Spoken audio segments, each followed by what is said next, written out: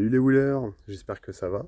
Eh bien, bonne année 2022 à tous, en espérant que cette année sera positive pour vous et puis qu'elle vous permettra de prendre du plaisir, toujours plus de plaisir avec nos fameuses roues. Alors aujourd'hui, comme le temps est vraiment au rendez-vous, qu'il fait doux, je vais faire une petite balade en V5F. Ça sera l'occasion aussi de tester un petit peu ses capacités, notamment son autonomie. C'est une roue voilà, qui m'a été prêtée par Jean-Manu parce que je me suis séparé de ma roue récemment, de ma V8. Donc voilà, je ne me retrouve pas non plus sans rien. Et puis ça me permet un petit peu de redécouvrir les sensations qu'on pouvait avoir à l'époque, il y a 4-5 ans, avec les Ninebot notamment. Donc c'est une roue hein, qui est très légère, hein, elle fait 12 kilos. Plutôt voilà. Tout équipé hein, pour une roue qui est sortie il y a quoi, il y a 4 ans. On a le Trolley Scorpion qu'on retrouve sur la V10.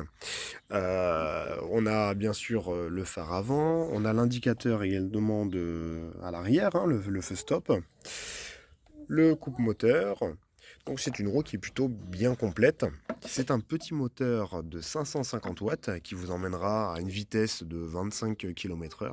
Alors 550 watts, hein, c'est vraiment, moi quand j'ai repris cette roue, ça m'a un petit peu fait peur. Je me dis mais je vais vite faire biper la roue, je vais être à la limite du coupe-moteur. Et en fait non, pas du tout. Après il faut faire attention.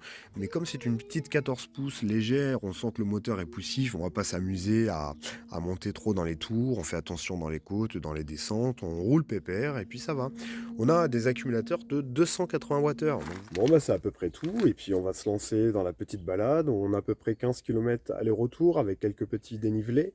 Et puis bah je vous ferai un petit retour sur ce que j'ai ressenti concernant la V5F, si elle a pu faire les 15 km aisément, si j'avais encore sous la pédale un peu de puissance, et puis voir combien il reste d'autonomie à l'issue de cette petite balade.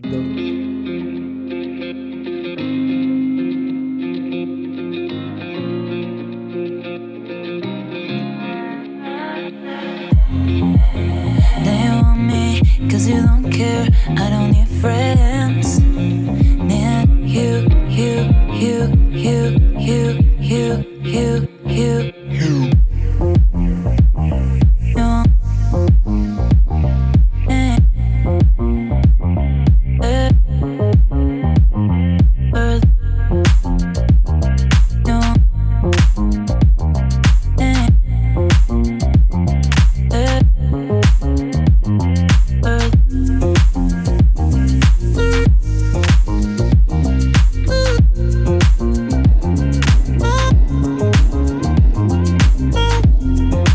Ouais bien, 4,5 km de parcouru là. Il reste 70% de batterie. Je roule à peu près à 20 km/h. Comme vous pouvez voir, là je me fais vraiment complètement grillé par ma conjointe avec son vélo. Chose qui ne m'arrivait quasiment jamais, même avec la V8F.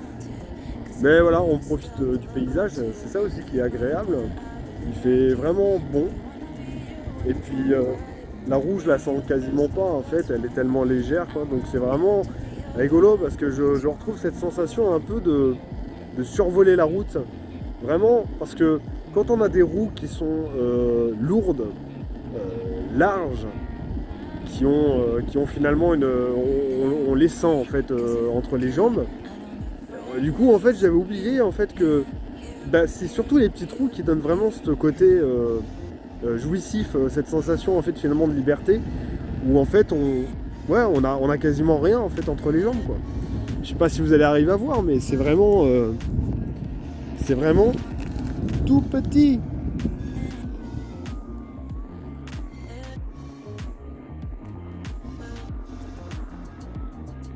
C'est rigolo, je retrouve cette petite vitesse que j'avais quand j'avais essayé pour la première fois l'overboard.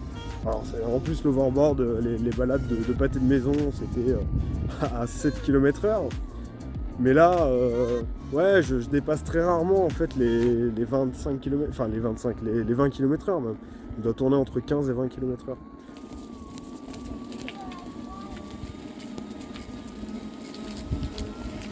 Bon, apparemment, Marie, il lui reste déjà plus que 2 barres sur son vélo. Donc finalement, je suis plutôt gagnant.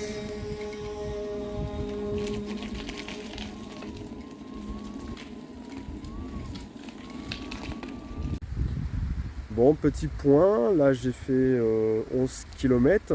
L'application Emotion indique 50% restant, dont 20 km. Bon, 20 km théorique bien sûr. Donc c'est plutôt pas mal. J'ai pas dépassé les 20 km/h. Hein. C'est vraiment soft, une balade à 15 km/h en gros. J'aurais pu aller un peu plus vite, mais bon, là on était plutôt en famille. Donc, d'ailleurs, ma conjointe, elle avait 30 kilos à tracter avec les enfants. Elle a dû écourter le petit voyage, ce qui fait qu'on ne s'est pas dirigé à l'étang de Jonas. Donc, je me suis dit, au départ, je voulais faire 15 km et puis voir combien il me restait d'autonomie.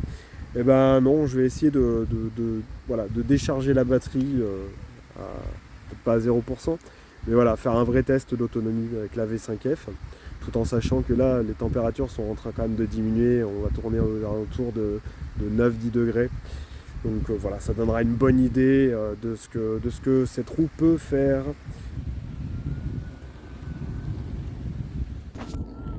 Bon, et bien, selon moi, 15 km, ça sera pas mal. Hein. Je suis à 30% là, d'autonomie restante. J'ai fait 12 km 5. Alors est-ce que c'est le froid qui fait ça? Mais c'est vrai qu'on est loin en fait des 30 km, ou en tout cas des 25 km qui avaient été annoncés, ou en tout cas éprouvés par le fameux site de test Les Numériques, à l'époque, hein, où ils faisaient des tests de giro-roue.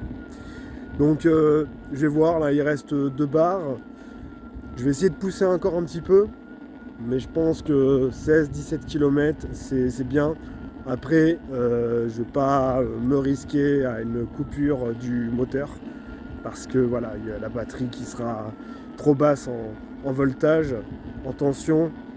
Et donc avec le risque, avec un petit moteur comme celui-là, voilà, de potentiellement se casser la figure.